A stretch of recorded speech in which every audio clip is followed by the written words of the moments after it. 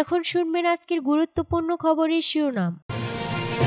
Israeli নৃশংসতায় গাজায় নিহত 50,000 ছাড়ালো 17,000 শিশু। পাকিস্তানি আফগান সীমান্তে তীব্র বন্দুক যুদ্ধ, 16 সন্ত্রাসী নিহত। গোলাবারুদে পুড়ে ছাই গাজার 82% জমি। ইয়েমেনের বিমানবন্দরে যুক্তরাষ্ট্রের হামলা।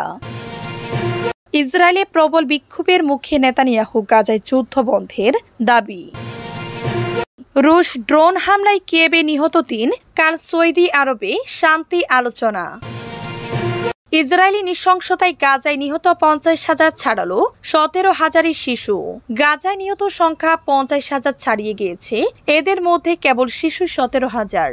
ইসরায়েলি 17 মাসের নির্বিচার হামলায় অবরুদ্ধ উপত্যকাটিতে এর বেশি শিশু নিহত হওয়ার মধ্যে দিয়ে একটি পুরো প্রজন্মই ধুলায় মিশে গেছে বলে উল্লেখ করা হয়েছে আল জাজিরার এক মন্তব্য প্রতিবেদনে। এতে বলা হয়েছে এটি বেশ বিঘ্নিত ও ভয়ঙ্কর এক মাইল ফলক। যেসব শিশু স্বপ্ন দেখত, যাদের উচ্চাশা ছিল, যারা জীবনে বড় কিছু করতে চাইতো, তারা আজ হারিয়ে গেছে। গাজা সিটি থেকে আল জাজিরার প্রতিবেদক হানি মাহমুদ এক প্রতিবেদনে উল্লেখ করেন, নিহতর প্রকৃত সংখ্যা তার চেয়ে আরো বেশি। গাজার স্বাস্থ্য বিভাগ শুধু নথিবদ্ধ হতাহতের হিসাব রেখেছে। এমন অসংখ্য নিহত ব্যক্তিকে কবর দিয়ে হয়েছে যাদের নথিবদ্ধ করেনি স্বাস্থ্য মন্ত্রণালয়। তাছাড়া অনেকে নিখোঁজ রয়েছে, তাদের ভাগ্যে কি ঘটেছে তা নিশ্চিত করে বলা যাচ্ছে না। আর অনেকে ধ্বংসস্তূপের নিচে চাপা পড়ে আছে। অল্প সময়ে এত বেশি শিশু নিহত হওয়ায় একটি জনগোষ্ঠী রাজনৈতিক, অর্থনৈতিক এবং বুদ্ধিভিত্তিকভাবে বড় ধরনের ক্ষতির মুখে পড়েছে, যা বর্তমান প্রজন্ম সহজে কাটিয়ে উঠতে পারে না। ইসরায়েলের রাজনৈতিক ভাষ্যকার উরি গোল্ডবার্গ বলেন, গাজায় নিহত সংখ্যা 50,000 অতিক্রম করা নিয়ে ইসরায়েলের নাগরিকদের মধ্যে তেমন একটি অনুশোচনা হবে না। ব্যক্তিগতভাবে নিজে ক্ষুব্ধ, দুঃখিত এবং হতভম্ব জানিয়ে গোল্ডবার্গ বলেন, 50,000-এর বিঘ্নিত মাইল ফলক ইসরায়েলদের এতটা নাড়া দিবে না, কারণ শুরু থেকেই তারা হামাসের হতাহতের পরিসংখ্যানকে ভুয়া বলে দাবি করে আসছিল। পাকিস্তানি আফগান সীমান্তে তীব্র বন্দুক যুদ্ধ, 16 সন্ত্রাসী নিহত। পাকিস্তানি আফগান সীমান্তে অনুপ্রবেশের চেষ্টা ব্যর্থ করে দেওয়ার পর পাকিস্তানি নিরাপত্তা বাহিনীর হাতে অন্তত 16 সন্ত্রাসী নিহত হয়েছেন। পাকিস্তানের সামরিক বাহিনীর গণমাধ্যম শাখা রবিবার এ তথ্য জানিয়েছে। আন্তঃবাহিনী জনসংযোগ পরিদপ্তর ISPR এদিন জানায়, খাইবার পাখতুনখোয়া প্রদেশের উত্তর ওয়াজিরিস্তান জেলার গুলাম খান কাল্লাই এলাকায় নিরাপত্তা বাহিনী আফগান সীমান্ত অতিক্রমের চেষ্টা করা একটি সন্ত্রাসী দলকে শনাক্ত করে এরপর বাহিনী কার্যকরভাবে তাদের প্রতিহত করে। তীব্র বন্দুক যুদ্ধের পর 16 জন সন্ত্রাসী নিহত হয়। ISPR বিবৃতিতে বলেছে, পাকিস্তান দীর্ঘদিন ধরে অন্তর্বর্তীকালীন আফগান সরকারকে তাদের সীমান্ত ব্যবস্থাপনা কার্যকরের অনুরোধ জানিয়ে আসছে। আফগান সরকারের দায়িত্ব হলো তাদের ভূমি সন্ত্রাসীদের হাতে ব্যবহার হতে না দেওয়া, যাতে তারা পাকিস্তানের বিরুদ্ধে সন্ত্রাসী কর্মকাণ্ড চালাতে না পারে। পাকিস্তানের নিরাপত্তা বাহিনী সীমান্ত সুরক্ষিত রাখতে এবং দেশ থেকে সন্ত্রাসবাদের শিরক নির্মূল করতে দৃঢ় প্রতিজ্ঞ। গোলাবারুদে পুড়ে ছাই গাজায় 82% জমি। যতদূর চোখ যায় শুধুই ধ্বংসের দৃশ্য। উপড়ে পড়া গাছ, ইসরায়েলি কামানের গোলায় সৃষ্টি হওয়া গর্ত, অনুর্বর মৃত ভূমি, নেই জলপাই গাছ, নেই সবুজে মোড়া মাঠ। কৃষি জমিগুলো পরিণত হয়েছে ধুধু মরুভূমিতে।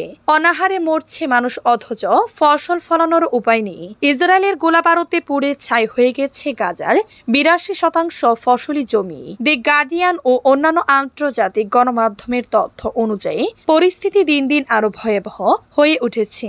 গাজার গুজায় এলাকায় এক নিস্তব্ধ বিকেলে ক্ষতিগ্রস্ত প্রায় 3 একর জমির মধ্যে দিয়ে বিঘ্নিত মনে হাঁটছিলেন 61 বছর বয়সী কৃষক সামি আবু আমর।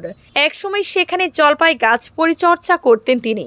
শসা, টমেটো ও আলু সহ মৌসুমী সবজি চাষ করতেন। যুদ্ধের আগে স্থানীয় বাসিন্দাদের কাছে নিজের উৎপাদিত ফসল বিক্রি করতেন তিনি। এটি ছিল 13 সদস্যের পরিবারের একমাত্র আয়ের উৎস। কিন্তু ইসরায়েলি হামলায় ধ্বংস হয়ে গেছে তার সেই কষ্টের ফসল ভূমি।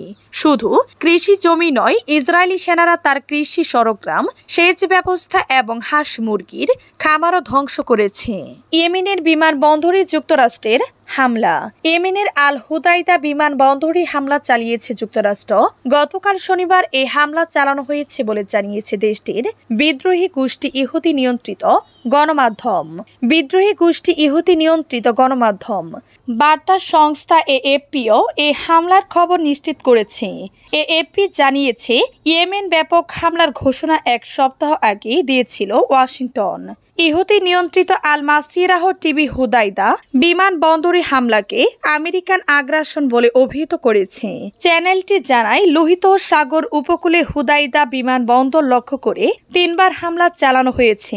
এদিকে ইহুদি স্বাস্থ্য মন্ত্রণালয় জানিয়েছে, মার্কিন হামলায় ইয়েমেনের 53 জন নিহত হয়েছেন। 2023 সালের অক্টোবরে গাজায় ইসরায়েলি হামলায় শুরু হওয়ার পর থেকে হামাসের সমর্থনে লোহিত সাগরে চলাচলকারী ইসরায়েলি জাহাজগুলোর উপর হামলা চালাতে শুরু করে ইহুদিরা। ইসরায়েলে প্রবল বিক্ষোভের মুখে নেতানিয়াহু গাজায় যুদ্ধ বন্ধের দাবি। দেশজুড়ে প্রবল বিক্ষোভের মুখে পড়েছেন দখলদার ইসরায়েলের প্রধানমন্ত্রী